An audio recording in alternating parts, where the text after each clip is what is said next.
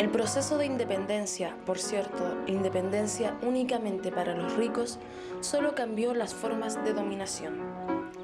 La gran masa continuó sometida por los nuevos dueños del capital y los medios de producción. Además, por el salvaje sentido de patria que emborrachaba a los fundadores del Estado chileno, por el cual murieron miles de pobres que asistieron las batallas contra su propia voluntad y víctimas del autoritarismo patronal. Así va tomando forma en distintos oficios y labores la mayoría trabajadora. Campesinos, inquilinos y peones bajo el señorío de los propietarios de las tierras y sus haciendas. Artesanos, es decir, zapateros, curtidores, albañiles sombrereros, tipógrafos, panaderos, sastres y carpinteros, los cuales se distinguían del sector más pobre por tener conocimientos en un arte particular.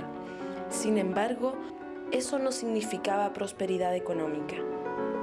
Por otra parte, quienes constituían el bajo pueblo eran jornaleros, costureras, vendedores ambulantes, lavanderas, sirvientes, huerteros, vagabundos, niños, niñas y peones que buscaban alguna forma de subsistencia en un medio inestable, de precarios ingresos, en viviendas insalubres, con una alta tasa de mortalidad y tal como muchos actualmente obligados a emprender las más diversas estrategias de sobrevivencia.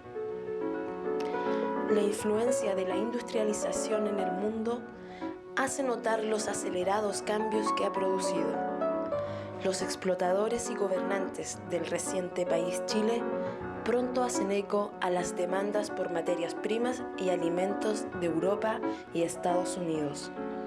Alrededor del 1850, las actividades económicas se desarrollan en el sector minero y agrícola, ambas orientadas e impulsadas principalmente por el comercio exterior.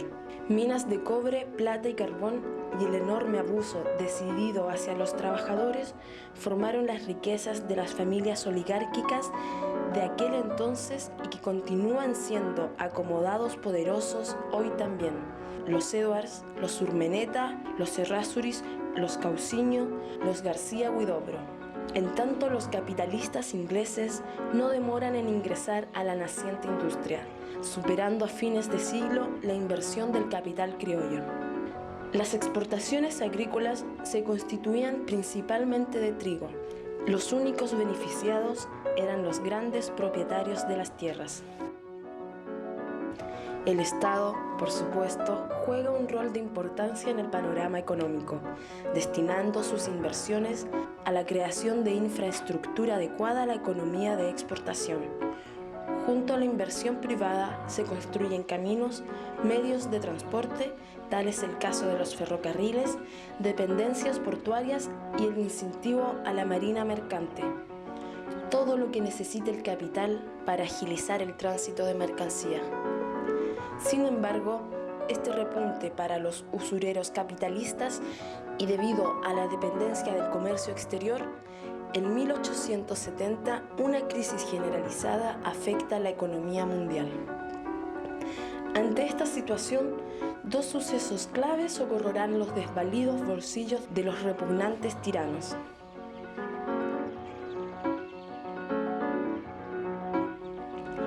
La nombrada encubiertamente pacificación de la Araucanía, que en nada se relacionó a una conducta pacífica, sino a una masacre declarada por parte del ejército chileno, a la imposición violenta del capitalismo sobre una cultura que nunca puso precio a las necesidades vitales y a la subordinación a las leyes y cultura de un país aparecido, que a fuerza de tortura, asesinatos masivos, violaciones, saqueos, engaños y otras injusticias arrinconó, fragmentó, debilitó, empobreció y redujo al pueblo mapuche en terrenos delimitados y comprimidos.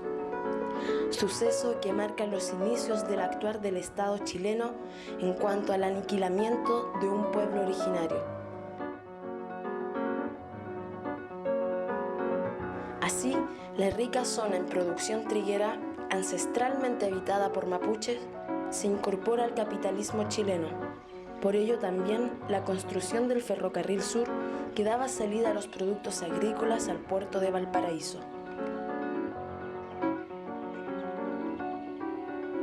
El otro acontecimiento que permitió superar la crisis del 1870 a los capitalistas nacionales e internacionales involucrados, especialmente capitalistas británicos, fue la Guerra del Pacífico, con la cual se anexaron las provincias de Tarapacá y Antofagasta, las cuales ya tenían una sobresaliente actividad salitrera. Como suele ocurrir, las importantes causas de la guerra fueron económicas. Los requerimientos de esta también impulsaron otros sectores fabriles como la industria textil, necesaria para abastecer de vestuario al ejército.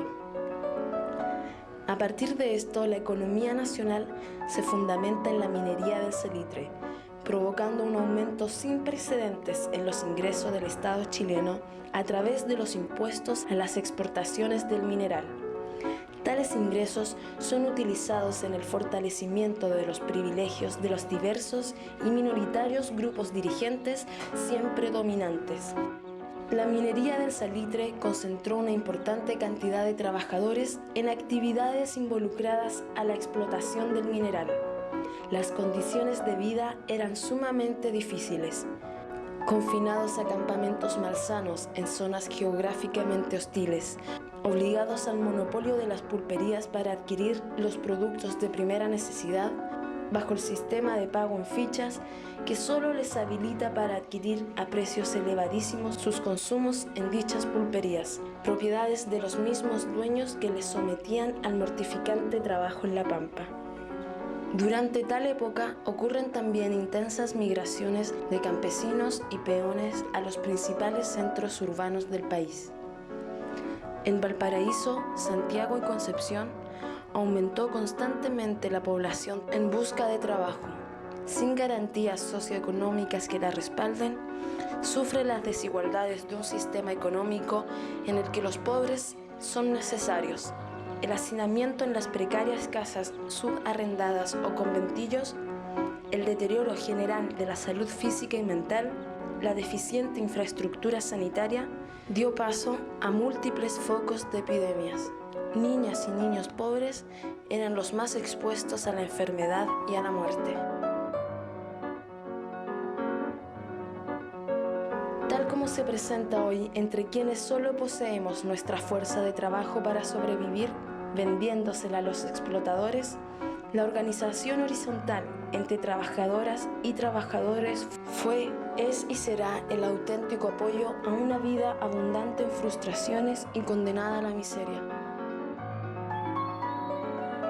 Se inicia así un periodo de amplia movilización social en busca de mejores condiciones de vida, donde el conjunto de valores anarquistas, es decir, en oposición a la autoridad, tuvo gran influencia en los primeros pasos del movimiento obrero. En lo sucesivo, se desarrollan numerosas, apasionantes, solidarias y crecientes huelgas con una fuerte adherencia, tan fuerte como la represión que les sigue. Trabajadoras y trabajadores dan forma a las primeras expresiones orgánicas en defensa de la vida contra el opresor Estado y el esclavizante capital.